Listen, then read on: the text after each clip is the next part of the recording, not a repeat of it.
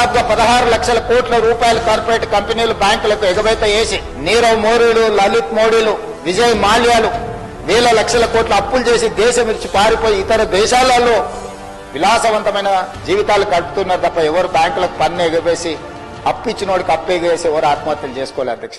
కానీ నా గ్రామీణ ప్రాంతాలలో, తండాలలో, గూడాలలో, మారుమూల పల్లెల్లో ఉన్న రైతాంగం వేల రూపాయల అప్పులు చేస్తే కూడా అప్పులవాడి ఇంటి ముందుకు వస్తే కుటుంబ సభ్యుల ముందు, కట్టుకున్న భార్య ముందు, తమ పిల్లల ముందు అవమానాన్ని భరించలేక ఆత్మహత్యలు చేసుకుంటున్నారు. కాబట్టి మొట్టమొదట మా ప్రభుత్వం ఏర్పడ్డ తర్వాత రైతులకు రుణమాఫీ చెయ్యాలి, రుణ విముక్తులను చెయ్యాలి, ఆత్మగౌరవంతో నా రైతాంగం బ్రతకాలి అన్న ఆలోచనతోటి 2 లక్షల రూపాయల వరకు రుణమాఫీ చేస్తామని ఏ ఎన్నికల మేనిఫెస్టోలో మాట ఇచ్చినామో మాట ప్రకారం 25,35,000 మంది రైతులకు 20,616 కోట్ల రూపాయల 89 లక్షలు రైతు రుణమాఫీ చేసిన చరిత్ర మా ప్రభుత్వానిది.